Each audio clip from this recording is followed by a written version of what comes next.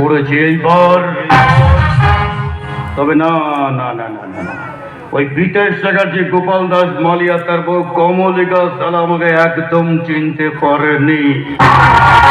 তবু সবার টেনশন, তবু সবার টেনশন, সবার টেনশন। টেনশন ওই হারাম যদি পূজা করিকে নিয়ে। ওই মালটা যদি আমাকে একবার ধরে ফেলে পুরো প্ল্যানটা আমার কেচে গুন্ডুস হয়ে যাবে, সব চলো ফেসে যাবে, একদম সাংঘাতিক মাল। সত্যি করে বলুন আপনি কে? হঠাৎ এই প্রশ্ন কেন? প্রশ্নটা এই কারণে করছি কারণ আমার স্বামী সাগর আগে কখনো কোনোদিন সিগারেট খেতেন না, তাই ভনিতা না করে সত্যি করে বলে ফেলুন আপনি আসলে লোকটাকে।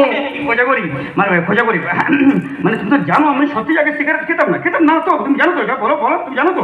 মানে এখন কি হয়েছে জানো তো, মানে ওই কাজের চাপে টেনশনে সিগারেট। না না না, আরে হ্যাঁ না, আরে তুমি আমার স্বামী সাগর কিছুতেই হতে পারো না, কারণ আমার চোখের সামনে শক্ত লোহার রড দিয়ে ওরা আমার স্বামীর মাথায় মেরেছিল। তাছাড়া তুমি যদি সত্যি সত্যি সাগরই হবে তাহলে এতদিন তুমি কোথায় ছিলে? এই না খোঁজা করি, তুমি একদম ঠিক বলেছো, একদম ঠিক বলেছো। না সত্যি তো, সত্যি তো। ওরা প্রথমে লোহার রড দিয়ে আমার মাথায় প্রচন্ড জোরে আঘাত করে, তারপর আমার এই অজ্ঞান হয়ে যাওয়া দেহটা টানতে টানতে নিয়ে গিয়ে ফেলে দেয় পাহাড়ে খাদের নিচে। সেখান থেকে ওই এলাকার একজন ভালো মানুষ আমাকে তুলে নিয়ে যায়, আমাকে সেবা শুশ্রূষা করে পরিচর্যা করে সুস্থ করে তোলে। যখন আমার জ্ঞান ফেরে খোঁজা করি আমি আমার স্মৃতিশক্তিটা হারিয়ে ফেলি।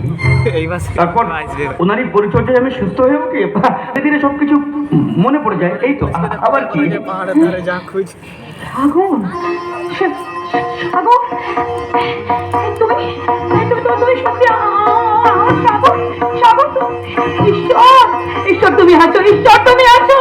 তাই তো আমার সাগরকে তুমি আমার কাছে ফিরিয়ে দিয়েছো, আমার জীবনের স্বপ্নগুলোকে তুমি মিথ্যে হতে দাওনি। সাগর, সাগর, তুমি তুমি তুমি আমার সাগর। মজা করি।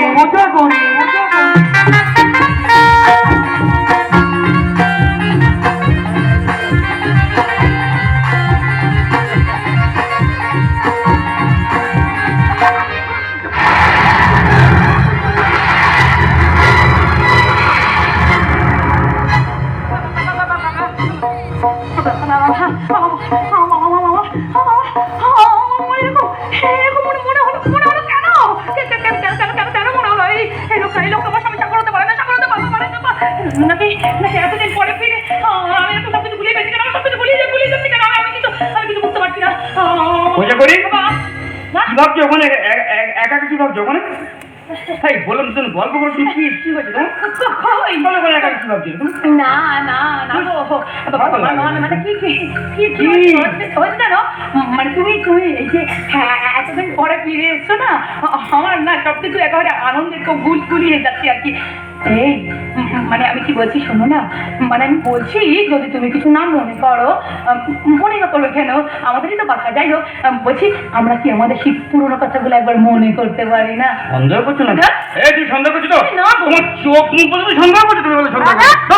ভালো লাগে না কিন্তু, ভালো লাগে না কিন্তু আমার।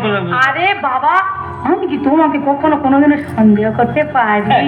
হ্যাঁ, এই মানে শোনো না, মানে আমি বলছি যে বিয়ের পর তুমি আমাকে নিয়ে প্রথম কোথায় হানিমুনে গিয়েছিলে? গ্যাংটক। কি হলো? সে তো ঠিক উত্তর দিল। তার মানে কি লোকটা শখ দিতেই পারে সাগর হলে তো ভালো, কিন্তু যদি না যদি সাগর হয় তাহলে সবগুলো তো ঠিকই উত্তর দেবে। দেখি আমি ওই লোকটাকে আরো আরো আরো প্রশ্ন করবো। বুঝে করি হ্যাঁ দূর একবার ওখানে একবার সেখানে কি হয়েছে তোমার আমি বুঝতে পারছি না। আরে না, গল্প করবো, লুকু খেলবো, ভালো লাগে না কিন্তু বলে দিলাম। আচ্ছা খেলবো কিন্তু তার আগে শোনো। আরে মানে আমি কি ভাবছি বলো তো, আমি না আনন্দে একেবারে টপকে মানে কি বলবো, আমি না জাস্ট কিছু ভাবতেই পারছি। ও মা, তোমার টপকে তো কি সুন্দর মনে আছে, কিচ্ছু ভুলে যাওনি? আরে আমার সব মনে পড়ে গেছে, আমি এখন সব ভাবছি। এই যে মশাই, মনেই যখন আছে এবার তো আমি ছাড়বো না। এবার বলো তুমি তো আমাকে জোর করে গ্যাংটকে নিয়ে গিয়েছিলে। আমি তো গিয়েছিলাম, কিন্তু মশাই তারপর আমাকে নিয়ে কোথায় যাবে বলেছিলে? দীঘা। শিমলা বাবা, হ্যাঁ শিমলা বাবা, দিয়ে ফেলেছে। এই তো ভুল উত্তর দিয়ে ফেললাম। দীঘা যাবে দীঘা। তার মানে আমি যেটা সন্দেহ করছি সেটাই ঠিক। হ্যাঁ, দাঁড়াও বাচ্চাদন, দাঁড়াও। তোমায় আমি এমন এমন প্রশ্ন করব, এত এত প্রশ্ন করব না, তোমার মাথা আমি একেবারে পাতেল করে ছাড়বো। দাঁড়াও। ওরে সালা রে সালা, এই মালটাকে সালা আমি যতটা ডেঞ্জারাস ভেবেছি তার থেকে 10 গুণ বেশি ডেঞ্জারাস একেবারে। তাহলে উল্টো পাল্টা প্রশ্ন করে আমাকে ফাঁসিয়ে দেওয়ার চেষ্টা করছে হারাম জাতি। তাহলে ও জানেই না কত লাখ টাকা খরচা করে প্লাস্টিক সার্জারি করে মালটা এখানে আমি এমডি নিয়েছি। এমন অ্যাক্টিং করবো রে হারাম জাতি, তোর বাপের 14 গোষ্ঠী ধরার ক্ষমতা নেই। চলো আমি মালটাকে শাক, এই জন্য না ভীষণ রাগ হয় জানো তো আমার। আমাকেই বলছে এখানে কোনো হতে নেই, যে এখানে কোনো পুরনো কথা মনে পড়ে তো ভাবছিলাম ওটা। না, ওসব কিছু ভাবতে হবে না। শোনো, আমি যেটা বলছি সেটাই শোনো।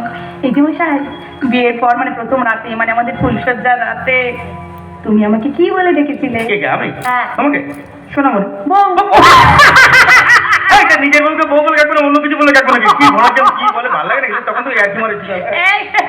এ বাবা, এই সব কিছু ভুলে যাচ্ছ না তুমি? এই যে মশাই, এইবারে বলো তো দেখি, মানে তুমি আমাকে বউ বলে ডেকেছিলে, আর আমি তোমাকে কি বলে ডেকেছিলাম? তুমি? হ্যাঁ, তুমি তো আমাকে বললে তো, ওই তো হ্যাঁ, বলো। তখন বলে না, ওরে বা কি ওই তো বলো, ভুলে গেছো? মানে ওই ভুলে গেছো। স্মৃতিশক্তিটা হারিয়ে ফেলেছিলাম তো, গোলমাল হচ্ছে একটু। আহারে কত কষ্ট করে মনে করতে হচ্ছে, দেখো দেখি। যাই হোক, আমি তো আছি, আমি মনে করে দিচ্ছি। এই যে শোনো, আমি তোমাকে আমার স্বামী বলে ডেকেছিলাম।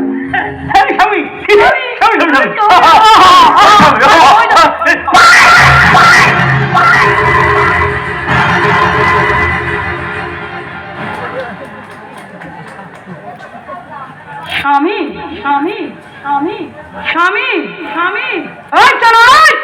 তুই আমার স্বামী কখনো কোনোদিন হতে পারিস না। আর সত্যি করে বল আসলে তুই কে?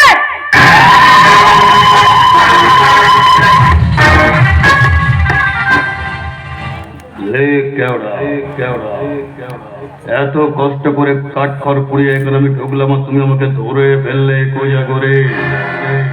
তাহলে একটা কথা কান খুলে শুনে রাখো, সত্যিই কিন্তু আমি তোমার স্বামী, সাগর নয়। না, যাও বাড়ির মধ্যে গিয়ে তোমার ওই বুড়ো শ্বশুরটাকে একবার বলো না যে আমি তার ছেলে নই। তারা পুরো মালটা শুনে না দুম করে পটল তুলবে। কেন, কি উদ্দেশ্যে এই বাড়িতে কিছু সত্যি করে বল। তোমার জন্য এই হারামজাদি, তোকে কাছে পাবো বলে আর এই গোটা সম্পত্তিকে কবজা করবো বলে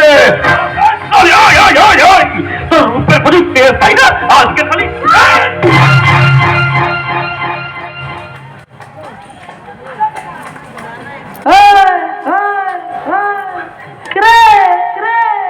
কি ভেবেছিলিস রে এত সহজে আমাকে পেয়ে যাবি? হ্যাঁ, তাহলে কান খুলে শুনে রাখ, এই আশা কোনো দিনই তো পূর্ণ হবে না।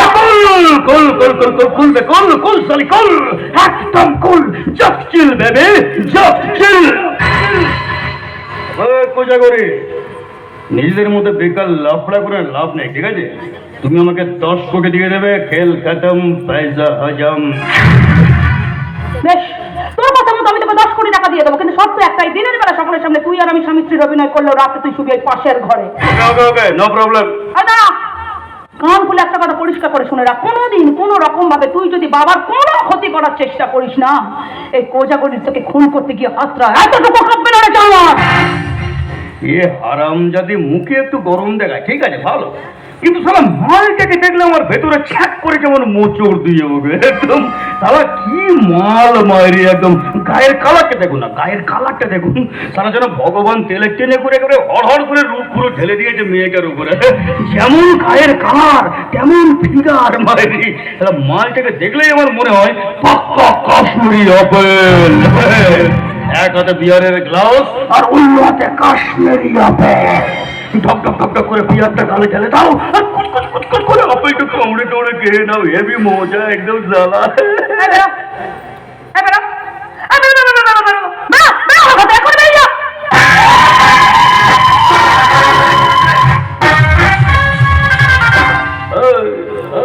পড়ে না চোখে পলো পলো, কি তোমার রূপে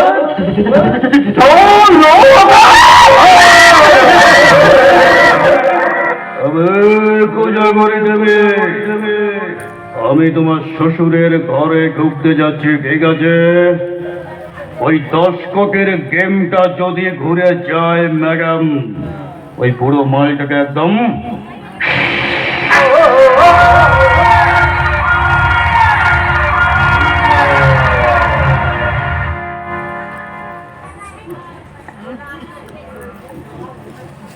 বাহ